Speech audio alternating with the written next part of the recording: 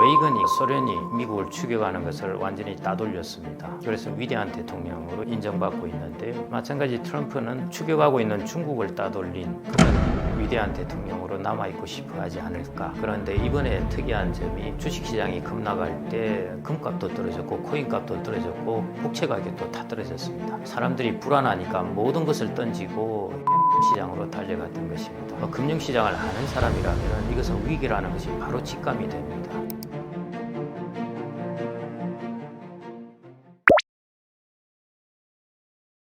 관세가 제일 큰 이슈인 것이고요. 당장 없어질 문제는 아닙니다. 미국은 전체 무역 구조나 이런 것들을 세계 무역 구조 거기에서 미국의 지금 상황 이런 것들을 구조적으로 좀 바꿔보려고 하고 있습니다. 그런 부분에 있어서 변동성은 계속 지속될 수밖에 없습니다. 그래서 이제 미국의 경제 상황 지금 그것 때문에 이제 관세 부분은 물가를 좀 올리게 되고요. 그래서 의외로 이번에 주가가 떨어질 때 금리도 올랐습니다. 금리가 갑자기 급등을 했는데요. 미국의 10년물 금리가. 그것은 이제 인플레이션에 대한 우려 때문이었고, 그 다음에 인플레이션에 대한 우려가 있으면 관세율을 올리더라도 미국의 연준이라고 그러죠. 페드가 이제 경기 침체에 적극적으로 대응하기가 그렇게 좀 어렵게 됩니다. 그런 부분들이 앞으로 이제 일어날 부분이고요. 그래서 금리 인상 부분이 아니라 이제 앞으로 이제 금리는 처음 생각했던 것보다 올해 처음에 한 2번 정도 인하할 거라고 보았는데요. 이제는 25bp씩 한 4번 그 정도까지 이제 보고 있습니다. 그래서 그런 부분에 있어서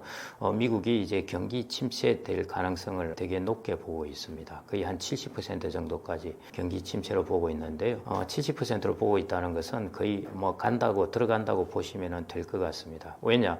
연준 의장인 파월이 며칠 전에 자기 미국 경제 전망을 하면서 2.1에서 1.7%로 성장률 전망을 낮추었습니다. 거기에 이미 이제 그런 부분이 들어가 있는 것이고요. 그래서 이제 관세에 대한 부분, 그 다음에 앞으로 이제 환율을 가지고 또 한번 나오게 될 겁니다. 그래서 그 변동성은 여전히 올해는 적어도 지속되지 않을까 그렇게 보고 있습니다. 그래서 변동성 장세다 이렇게 좀 보시면 될 것 같습니다. 네, 트럼프 예전은 이게 엄청나게 이것도 간단하게 말씀드리기 어려운 부분이고요. 트럼프의 그 중에 이제 논리적 기반을 제시한 사람이 피터 나바로나 그다음에 스테판 미란 이런 사람들이 있습니다. 그런 사람들이 그냥 트럼프가 단순하게 관세 부분이 아니라요. 나바로나 미란의 이게 전체 미국이 지금까지 가져왔던 구조와 다른 전략적 방향을 제시하고 있습니다. 그래서 피터 나바로 입장에서 그 글을 보고 그 사람의 주장을 보면요. 결국 지금 가장 미국이 대응해야 될 곳은 중국이라고 보고 있습니다. 그래서 그 부분이 제일 큰 부분이고요. 그다음에 중국에 그치는 것이 아니라 중국에 대응하기 위한 여러 가지 코스트가 들고 미국의 경제 구조를 안정적으로 만들어 놔야 되는데 그러기 위해서는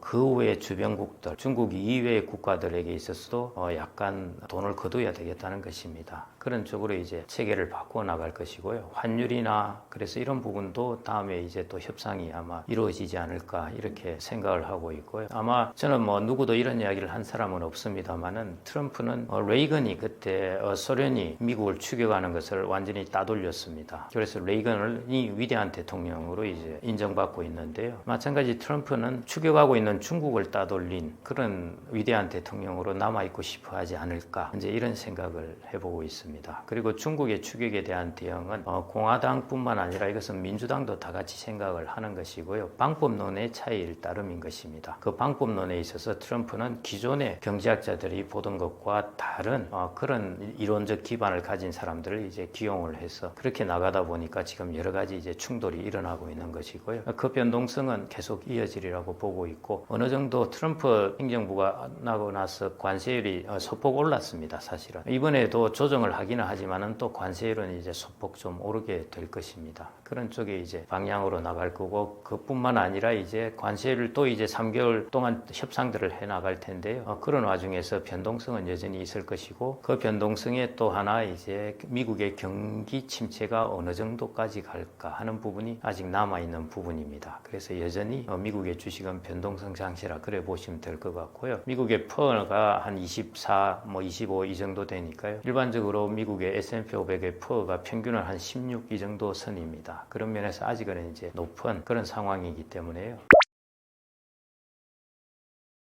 미국 10년물 국채금리가 이제 4.5까지 급등을 했는데요. 4.0까지 떨어졌다가 국채시장 10년짜리 이런 것에서 50bp 0.5%포인트가 오른다는 것은 상당히 큰 부분입니다. 샤크라고 할 만큼 큰 부분이고요. 원래 주식시장이 급락을 하면은 국채금리도 떨어져야 됩니다. 그런데 이번에 특이한 점이 주식시장이 급락할 때 금값도 떨어졌고 코인값도 떨어졌고 국채 가격도 다 떨어졌습니다. 사람들이 불안하니까 모든 것을 던지고 현금시장으로 달려갔던 것입니다.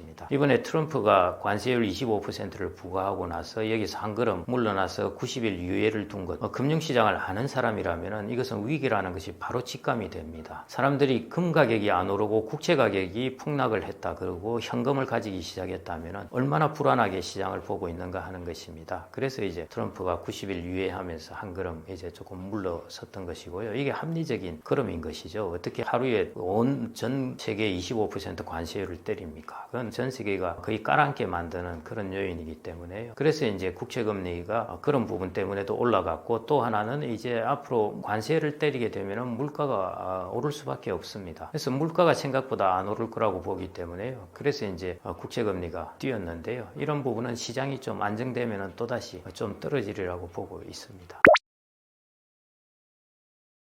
올해는 제가 우리나라 증시가 괜찮을 거라고 보았는데요. 여전히 조금 그래서 괜찮다가 또다시 이제 충격을 받았습니다. 그 충격이 이제 관세 충격입니다. 결국 관세 충격이 이제 우리가 거기서 크게 벗어나지 못하고 있고, 관세율이 어떻게 협상될까 하는 부분에서 이제 전국적으로 좀 봐야 될 것 같고요. 또 하나는 이제 협상이나 이런 부분에서 조금 제외된 분야는 계속 갈 수가 있을 것 같습니다.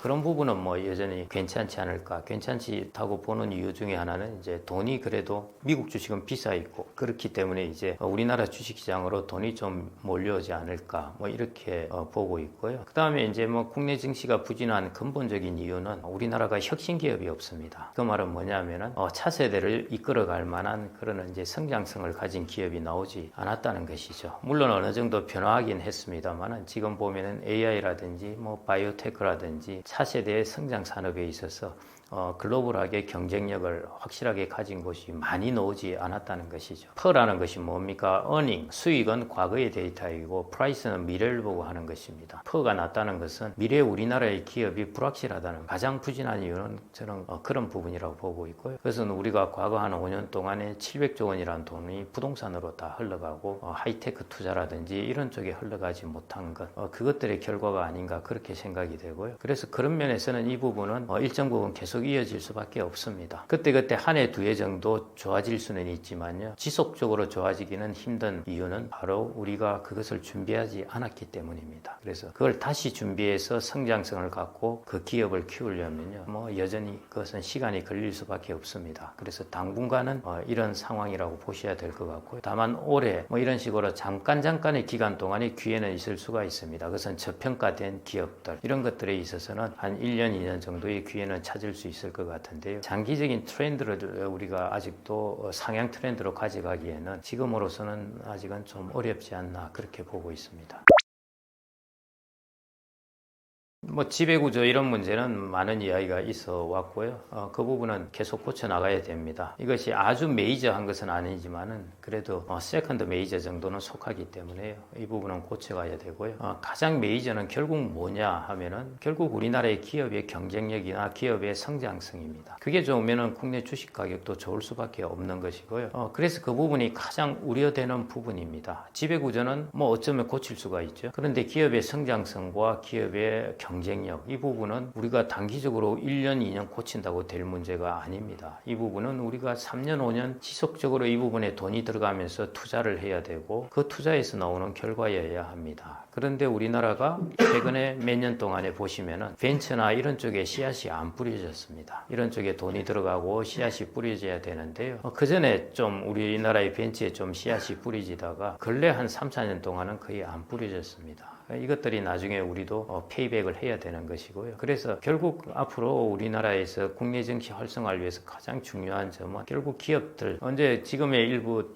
재벌이나 대기업들의 경쟁력도 중요하겠지만은 그거보다 더 중요한 것, 생산성을 가장 높이는 것은 새로이 태어나는 기업입니다. 그게 이제 벤처들을 통해서 새로이 태어난 것인데요. 그게 국가의 생산성을 가장 높일 수 있는 분야입니다. 이 부분에 여하튼 우리나라가 적극적으로 투자를 해야 되고요. 당연히 벤처니까 실패를 하고 날아가는 돈도 있을 텐데요. 그걸 통해서 가져오는 것이 훨씬 크다는 것입니다. 그래서 그런 측면에서 우리나라의 자금의 흐름을 꼭 그쪽으로 바꿔야 됩니다. 지금은 너무 가지고 있는 돈으로 가지고 있는 자산, 그러니까 부동산이란 자산에 가지고 있는 돈이 몰리면서 그 자산 가격을 올려서 돈을 버는 그 돈 놓고 돈 먹기식의 형태가 계속 엄청난 그런 판이 벌어졌던 것입니다. 그 중에서 우리의 기업 경쟁력 벤처는 이제 소외되었던 것이죠. 여러분들 최근에 벤처가 돈 풍부하다는 말 들어보셨습니까? 다 벤처 기업들 돈 구하러 다닌다고 난리였습니다. 돈이 안 들어간 것이죠, 그쪽으로. 그래서 그런 부분을 이제 우리나라는 활성화해야만이 우리나라의 주식시장이 이제 활성화될 수가 있습니다. 우리가 벤처에 투자한 것, 그것이 우리나라의 주식시장의 시가총액의 순위를 바꾼 것, 과거 20년 동안 보셨잖아요. 2000년대부터 쫙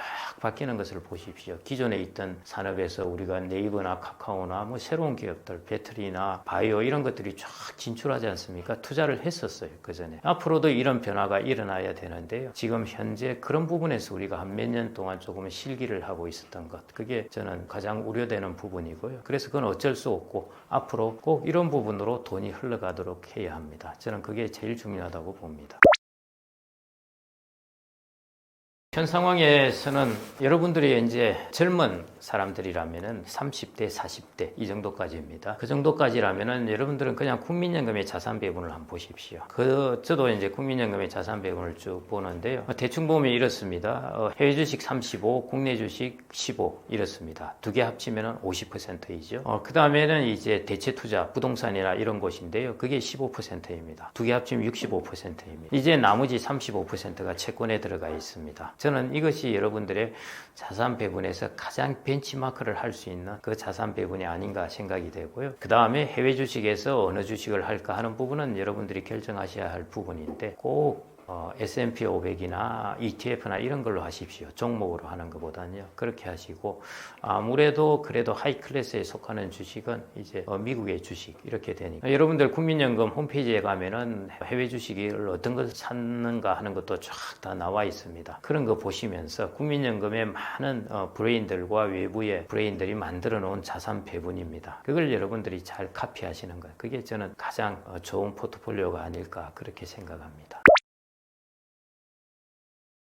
제가 이제 최근에 사실은 한 2, 3년 전부터도 제가 유튜브에 뜨면은 꼭 이제 안 좋은 이야기들, 경제 안 좋아진다는 이야기들만 제가 말하는 것보다 더 강하게 이야기를 하는 바람에요. 그럼 뭐 썸네일은 원래 좀 그런 특징이 있긴 한데 제가 아주 그렇게 이제 인식이 되어 있는데요. 아닙니다. 아니고요. 저는 이제 객관적인 상황을 그런 흐름으로 우리나라가 처음으로 들어갈 것 같아서 계속 말씀을 드리는 것이고 저의 요점은 그 부분이 아닙니다. 결국 그런 환경 변화에 대해서 개인이 뭘 해야 될까 하는 것이 저의 가장 중요한 요점인데요. 저의 포인트는 이런 부분입니다. 수축하는 곳에서도 확장하는 부분은 반드시 있다는 것입니다. 그래서 수축하는 곳만 바라보고 운명론에 빠지는 것은 가장 좋지 않은 것이고요. 그래서 투자를 하는 사람들은 항상 수축하든지 확장하든지 그런 면에서 그 이면을 쳐다봅니다. 확장할 때 수축하는 것을 쳐다보고요. 수축할 때 확장하는 부분을 쳐다봅니다. 그래서 여러분들도 우리나라가 경제가 전반적으로 인구나 이런 걸 볼 때 성장의 단계를 볼 때는요. 장기적으로 성장률이 낮아질 수밖에 없습니다. 그것은 이제 거의 정해진 길이라고 보시면 될 것 같고요. 그런 상황에서 여러분들은 제가 아까 말씀드린 여러 가지 확장하는 부분이 있지 않습니까? 앞으로 지방을 어떻게 구성할까 뭐 등등 그 다음에 고령자들의 문제 이런 쪽에 일자리들이나 이것들이 계속 생겨나니까요. 그쪽을 여러분들이 측면에 초점을 맞추시고 거기에서 여러분들의 전문성도 키우시고 그 다음에 여러분들의 투자 자산도 이제 그런 식으로 확장하는 곳에 갖다 놓으면 됩니다. 우리나라가 앞으로 성장이 스태그네이트 할 것 같아. 그러면 확장하는 나라에 여러분들의 자산을 갖다 두시면 돼요. 클릭 한 번이면 갈 수가 있습니다. 그래서 꼭 그런 시각을 갖고 여러분들이 여기에 잘 대처를 해야 된다는 것이고요. 어느 나라 경제이든지 그런 굴곡을 겪기 마련입니다. 호황일 때는 그때 또 대비를 하는 것이고 또 이제 장기적으로 스태그네이트 할 때는 우리가 어떻게 대처를 할까 하는 그 부분을 저는 여러분들이 가장 많이 보셔야 될 것 같고요. 앞으로 어떻게 될까 하는 것보다 그런 상황에서 이제는 어떻게 될까는 거의 정해졌어요. 이거 이야기해봐야 이제 똑같은 말입니다. 이제 무엇을 해야 될까? 앞으로 확장하는 부분은 어디일까 하는 것. 거기에 여러분들이 꼭 초점을 맞추셔가지고요. 그래서 여러분들이 그 방향으로 확장하는 부분에서 여러분들의 삶을 펼치시면 좋을 것 같습니다. 지금까지 모아둔 자산으로 은퇴 후 생활비를 충분히 충당할 수 없습니다. 물론 할 수 있는 분은 있는데요. 보편적으로 할 수 없다고 보시면 되겠습니다. 물론 부족하게 살 수는 있는데 우리가 그렇게 안정되게 충당할 수는 없습니다. 그 이유가 이제 제가 몇 가지를 이유를 들 텐데요. 제일 중요한 것은 우리나라는 주된 노동시장에 있는 시간이 너무 짧습니다. 기간이. 서구 사회 같은 경우에는요. 대학 진학률도 낮으니까 한 20세 정도에 들어와가지고 한 65세까지 일을 합니다. 중간중간 쉰다고 그러더라도 한 40년 정도 일을 하는 셈이죠. 우리나라는 이제 직장에 들어가는데도 시간이 걸리고 이러다 보니까요. 직장에 머무른 시간이 30년 정도 될까 말까 합니다. 이 자체가 이미 우리나라는 부족하다는 것이죠. 그래서 이런 부분에서 일단 우리나라는 기본적으로 부족한 상황에서 은퇴를 하게 된다 이렇게 보시면 될 것 같고요. 그래서 우리나라의 60대 고용률이 높은 이유가 재취업을 통해서 그걸 할 수밖에 없으니까 그렇습니다. 그 다음에 이제 부족한 이유가 일종의 이제 더블 케어 문제 때문인데요. 우리나라는 성인 자녀에 대해서 생각보다 오랫동안 지출을 합니다. 그래서 성인 자녀의 교육비뿐만 아니라 나중에 취업할 때까지 그리고 결혼할 때까지 비용이 지출되기 때문에 의외로 은퇴 자금에서 비용이 많이 빠지게 됩니다. 그 다음에 연로하신 부모님의 이제 케어 비용이 들어갑니다. 여러분들 간병비 물론 오래 가진 않지만은 그래도 부모님이 움직이지 못하시고 전일 간병인을 된다면 거의 400만 원에 육박합니다. 그래서 이런 경우를 닥치게 될 때는 자기의 모아둔 은퇴 자금이 의외로 빨리 사라져 버리게 됩니다. 그래서 생각보다 변수도 많고 더블 케어로 인한 비용 부분도 우리나라는 큰 부분이고요. 노후 준비를 방해하는 요인 중에 하나가 사교육비라고 그러지 않습니까? 그런데 직장에 머무르는 기간은 짧은 것입니다. 그게 우리나라 지금 50대 이런 사람들의 일종의 처해진 실존이라고 보시면 될 것 같은데요. 그래서 넉넉하지가 않다 이렇게 생각을 하시면 될 것 같고, 그래서 은퇴 후 생활비 충당, 저는 간단하게 말씀드리면 은퇴의 시점을 늦추는 것, 그게 가장 좋은 전략이라고 보아집니다. 이제 제일 중요한 부분인데요. 월 300만 원이 없다. 두 가지 선택입니다. 첫 번째가 내가 일하는 기간을 조금 더 길게 하는 것입니다. 우리나라 60대 고용률만 하더라도 거의 60%가 넘습니다. 그러니까 많은 사람들이 주된 직장을 나와서 이제 제2의 직장에서 취업을 한다는 것이고요. 제 친구들만 하더라도 꽤 좋은 직장에서 다니다가 지금 나와서 자격증을 따서 이제 계속 일을 하고 있습니다. 꼭 돈 문제뿐만 아니라 다양한 동기로 이제 일을 하고 있는데요. 그래서 이제 재취업을 통해서 일하는 기간을 좀 더 늘리는 것. 그 다음에 여러분들이 갖고 있는 주택을 주택연금화하면은 그러면 꽤 많은 소득을 충당을 할 수가 있습니다. 다만 이제 주택 그 시점을 본다면요. 여러분들이 재취업을 통해서 하는 부분을 60대 한 중반까지 하고 그 다음에 주택연금을 통해서 준비하는 것을 한 70세 이후 정도 이렇게 잘 맞춰 놓으신다면은 그러면은 충분히 공적연금과 여러분들이 약간 모아둔 금융자산 에다가 좀 더 일하는 기간을 길게 하고 주택연금을 더한다면은 그렇다면은 충분히 자금을 마련할 수가 있습니다. 공적연금에 해당되는 부분인데요. 국민연금은 이제 언제 받을까 하는 것인데 다 정해져 있죠. 정해져 있는데 여러분들이 받는 시점을 조금 연기를 하면은 연 7.2% 플러스 물가 상승률 정도 더 받게 됩니다. 그래서 여러분들이 초기에 소득이 없다면은 국민연금을 조금 연기하는 것 이것도 이제 감안해 보셔야 될 것 같고요. 그 외에 이제 국민연금은 보통 국가가 이제 의무적으로 하기 때문에 대부분 여러분들은 그냥 그 제도대로만 따라가셔도 이제 이루어지게 됩니다. 그래서 그 부분은 이제 큰 부분은 없고요. 내가 2년 연기하느냐 뭐 이런 부분은 마이너한 것이 아주 메이저한 것은 아닙니다. 그럼 메이저한 것은 이제 사적연금에서 일어납니다. 사적연금을 내가 어떤 방식으로 받을까 하는 것인데요. 그게 이제 인출의 문제입니다. 국민연금은 주는 방식이 정해져 있죠. 여러분들 직업 가입하시면은 받을 때 얼마 정도 예상된다 금액이 나와 있잖아요. 그런데 우리나라의 사적연금, 퇴직연금이나 개인연금은 여러분들이 그 방법을 결정해 활용해야 됩니다. 내가 인출하면서 이거를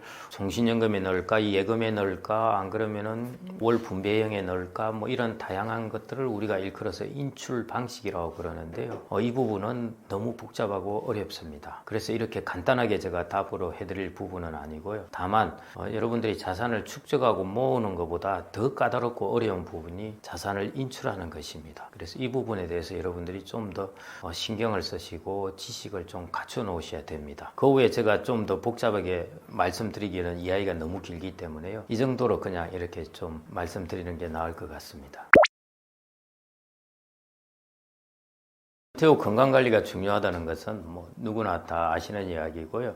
우리나라 사람들 여기에 되게 이제 준비를 하고 그렇습니다. 그런데 이제 제가 이 부분을 다른 부분은 잘 아실 거고요. 여러분들이 뭐 채널에서 접하지 않은 이야기만 좀 드린다면은 우리가 건강에서 꽤 중요한 부분이 여러분들이 피트니스하고 운동하고 이런 부분도 있겠지만은 좋은 사회적 관계를 유지하는 것이 건강에 더 중요하다는 것입니다. 일본의 도쿄대 연구소에서 아주 오랜 시간 동안에 이제 추적 조사한 바에 따르면요. 어떤 사람들이 노후에 가장 건강했느냐 하는 부분에서 그냥 집에 아무것도 없이 혼자 안 하고 운동도 안 하고 있은 사람. 그 다음에 혼자 열심히 피트니스 가서 운동하고 걷기하고 한 사람. 그 다음에 한 부류는 그렇게 피트니스도 안 갔는데 빨빨거리고 돌아다니면서 사회적 활동을 지속한 사람. 제일 건강한 사람은 제일 마지막 그룹이었습니다. 사회적 관계와 사회적 활동을 지속한 사람들이었습니다. 그래서 여러분들이 연금보다 더 중요한 것은 근육이다 뭐 이런 이야기를 하죠. 그래서 열심히 피트니스를 하는데요. 근육보다 더 중요한 것은 관계입니다. 그래서 그게 노후의 건강을 유지하는 데 되게 중요하고요. 노후의 가장 큰 적이 뭡니까? 우울증과 또 거기에 따른 치매나 이런 부분입니다. 그걸 해소하기 위한 것들이 중요한 것이 관계라는 것이죠. 그래서 우리가 사회적 관계를 유지하는 것 뿐만 아니라 가정 내에서의 좋은 관계를 유지하는 것, 그게 상당히 중요한 부분이다 이렇게 생각을 하시면 될 것 같고요. 그 다음에 이제 여러분들은 방어적인 질병 대비를 하고 계십니다. 예를 들어 실손보험 든다는 것은 내가 아플 때 어떻게 치료비를 충당할까 하는 것인데요. 앞으로 20년 정도 지나면은 이제 의료 쪽에 있어서 완전히 다른 세상이 펼쳐집니다. 내가 아플 때 부분뿐만 아니라 내가 돈이 좀 있고 하면은 나의 건강을 훨씬 나의 나이를 아예 거꾸로 할 수 있을 정도, 나의 관절을 바꿀 수 있을 정도, 그런 정도의 시대가 온다는 것입니다. 그래서 여러분들이 투자를 통해서 자금을 잘 좀 모아 놔셨다가요, 나중에 적극적으로 여러분들의 모습과 건강을 엔티에이징하게 바꿀 수 있는 것, 그런 적극적인 대처 방안도 좀 고민을 하셔야 되지 않나 그렇게 생각이 됩니다. 은퇴후 안정적이고 편안한 주거 환경을 마련하는 방법인데요. 이거는 이제 편안한 주거 환경이라는 거하고 이제 주택을 활용한 우리가 자금을 마련한 것, 이거하고는 조금은 이제 다른 부분이긴 한 것 같은데요. 결국 이제 중요한 공통적인 이슈는 뭐냐면은 주거를 어떻게 활용할까, 나의 주택을 노후에는 어떻게 활용을 해야 될까 하는 이런 부분인 것이죠. 그럼 두 가지 측면입니다. 내가 주거 비용이 너무 비싸다고 생각되면은 이런 부분을 이제 축소해서 가고 뭐 이런 부분인데요. 자, 여기에서 일단 두 개로 크게 나눠 보겠습니다. 첫째, 내가 어디에 가서 살까? 이것은 여러분들 부부가 결정을 해야 됩니다. 남성이나 여성 혼자서 결정할 수가 없는 것이고요. 그래서 저희들이 이전에 조사를 해보니까 부부 남성과 여성은 큰 차이가 있습니다. 여성들은 도심에서 살고 싶어하고 남성은 밖으로 나가고 싶어합니다. 그래서 이런 부분에서 충돌이 있기 때문에 어떤 경우에는 그냥 자기 이전에 살던 시골 고향으로 내려가서 남성은 살다가 가끔씩 올라와서 같이 살고 자기의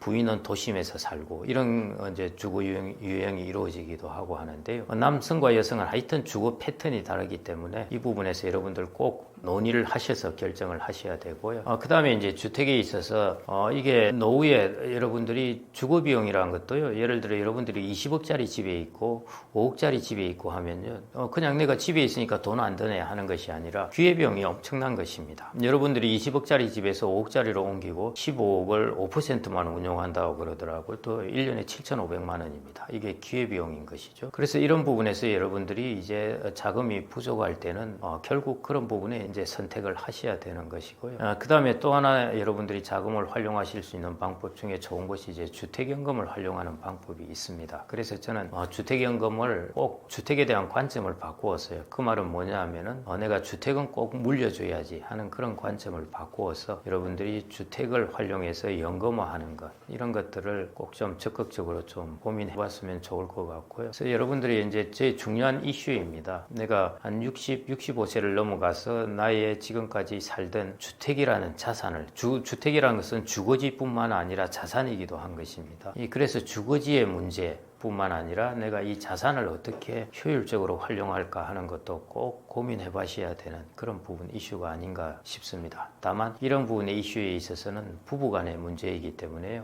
꼭 서로 많은 대화를 통해서 합의점을 이루어서 나아가는 것이 좋을 것 같습니다. 이제 은퇴 후에 일을 왜 하느냐 하면은 많은 사람들이 답을 하기를, 일단은 조금 여유가 있는 분들은 내가 뭐 사회에서 의미와 그다음에 나의 역할 이런 것들을 찾고 싶다, 건강도 해지겠지, 뭐 이런 것들을 이야기를 하시고요. 그다음에 소득이 좀 부족한 분들은 소득을 얻기 위해서 이렇게 하는데, 저는 이제 앞으로 장수사에서는 여러분들이 그거보다 한 단계 더 조금 깊이 들어가셔서 뭐 어떨까 하고요. 비유를 한다면은 조금 깊은 곳에 거물을 한번 쳐보시라는 것입니다. 그러면은 어휘의 물고기가 잡힐 수 있다는 것인데요. 그게 뭐냐 하면은 여러분들이 가지고 있는 탤런트, 여러분들이 가지고 있는 어떤, 이걸 아레테라고 그리스 사람들은 이야기를 했는데요. 그 말은 뭐냐면은 여러분들이 가지고 있는 강점, 이런 것들입니다. 나는 이것은 잘 할 수도 있고 또 하고 싶어 하는 것들이 있습니다. 그런데 인생 오전에 여러분들이 이런 것들을 못했을 수가 있습니다.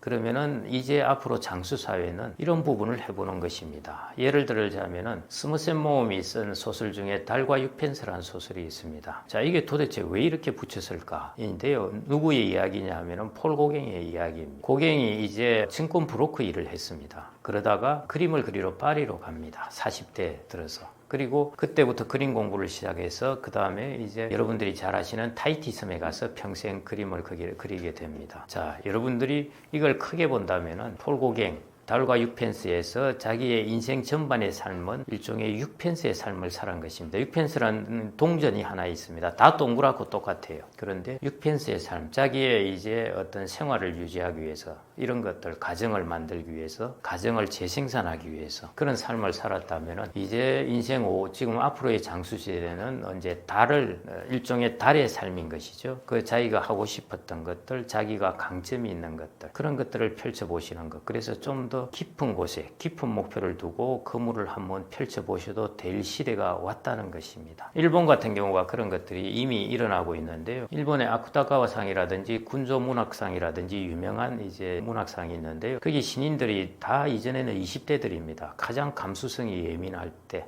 그런데 한 10년 정도 전부터 이렇게 보면은 거기 신인문학상이 받는 사람들이 60대, 70대, 50대 이렇습니다. 이 자신의 가지고 있는 가장 강점이나 아레테를 실천하는 것이죠. 그래서 이런 것들에서 저는 여러분들이 그냥 돈을 벌기 위해서 오케이 이것도 필요합니다. 그 다음에 이제 내가 역할과 의미를 찾기 위해서 오케이 이것도 좋습니다. 그렇지만은 한 단계 더 나아가서 여러분들이 지금까지 이렇게 피워오지 못했던 꽃이 있다면은 그 꽃을 이렇게 활짝 피워보는 그런 시기로 좀 더 깊은 곳에 그물을 한번 쳐보시는 게 어떨까, 그렇게 좀 추천을 드립니다.